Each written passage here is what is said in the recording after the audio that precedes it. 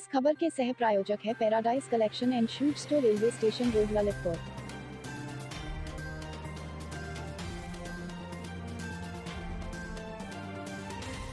इस खबर की सह प्रायोजक संस्कार वैली एकेडमी स्कूल, महारानी रोड, मसौरा कला, ललितपुर। नमस्कार, ललितपुर लाइव टीवी में आप सभी का एक बार फिर से बहुत बहुत स्वागत है। ये डालते एक नजर ललितपुर जिले की कुछ प्रमुख और खास खबरों पर ललितपुर लाइव टीवी के फटाफट बुलेटिन में। तब तक आप बने रहिए ललितपुर लाइव टीवी के साथ।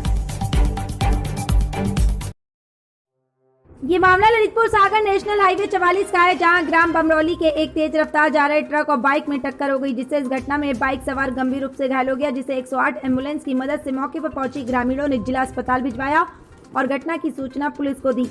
पुलिस ने मौके पर पहुंचकर ट्रक के नीचे फंसी मोटरसाइकिल और ट्रक को अपने कब्जे में लेकर कार्रवाई शुरू कर दी है। ललितपुर पुलिस अधीक्षक श्री निखिल पाठक ने जिले की कानून व्यवस्था को चुस्त दुरुस्त बनाए रखने के उद्देश्य से कुछ निरीक्षक और उप निरीक्षकों की कार्यक्षेत्र में बदलाव किया है। निरीक्षक अशोक कुमार वर्मा को मेहरौनी थाने की कमान सौंपी गई है तथा राजेश कुमार को थाना जखौरा प्रभारी बनाया गया है, जहां उन्हें जखौरा थाने की कमान सौंपी गई। राजकुमार यादव थाना पुराकला से हटाकर भेज दिया गया।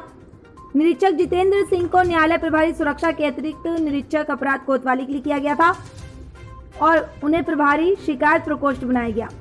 उप निरीक्षक वेद प्रकाश सिंह, जो कि थाना जखौरा में तैनात थे, उन्हें थाना बालापेट भेजा गया। पुलिस उप निरीक्षक विनीत कुमार को जखौरा थाने भेजा गया।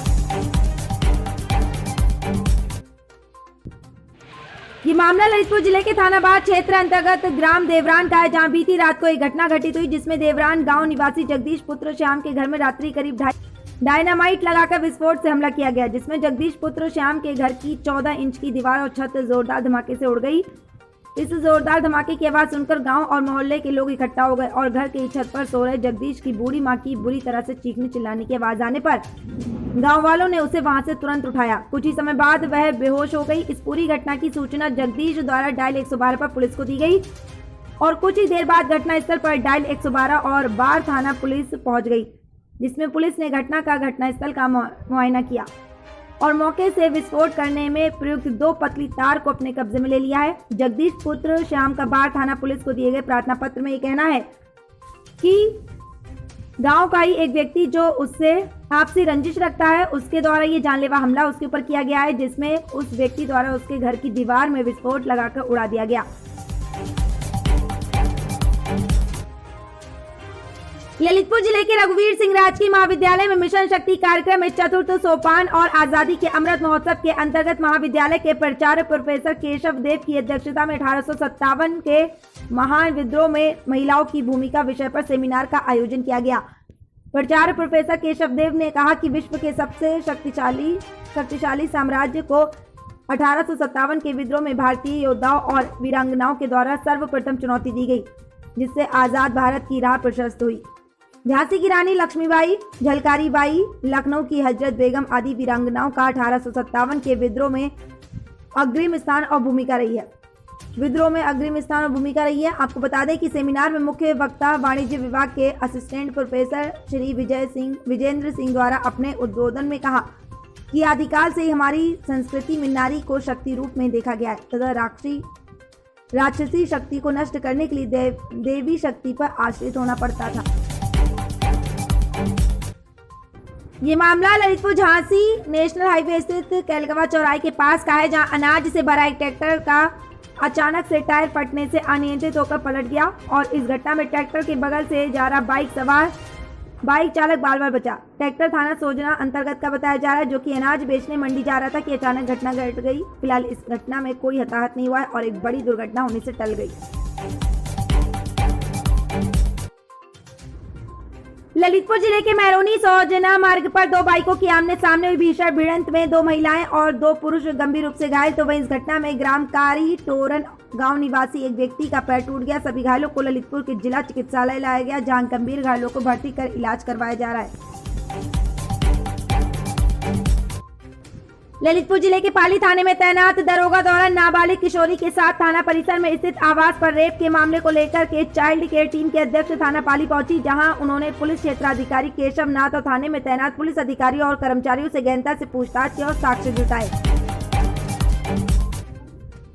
ललितपुर पुलिस अधीक्षक श्री निखिल पाठक ने पुलिस लाइन सभागार में उप निरीक्षक से निरीक्षक पद पर पदोन्नति हुए राजकुमार वर्मा को स्टार लगाकर दी शुभकामनाएं और उनके उज्जवल जीवन की कामना की।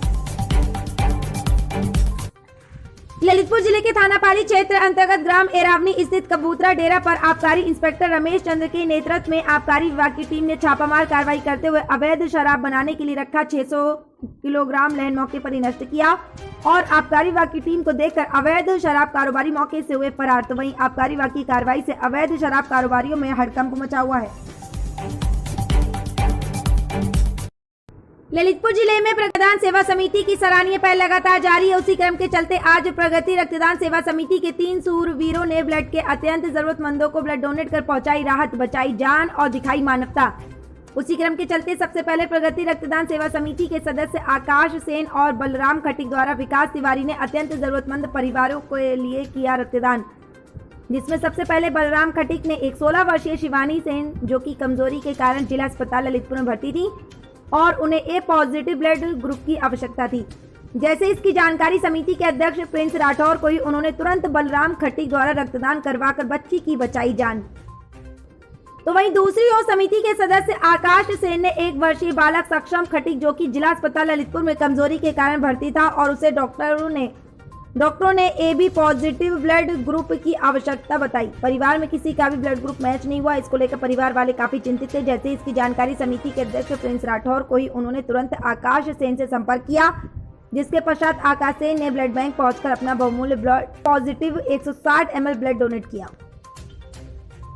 तो वहीं समिति के तीसरे सदस्य विकास तिवारी ने किया रक्तदान। उन्होंने निजी अस्पताल में भर्ती जीतू, जिसका जाकलौन में एक्सीडेंट हो गया था और काफी खून भी बह चुका था और उसके पैर का ऑपरेशन होना था, जिसे डॉक्टरों ने जल्द से जल्द B पॉजिटिव ब्लड ग्रुप की व्यवस्था करने को कहा था।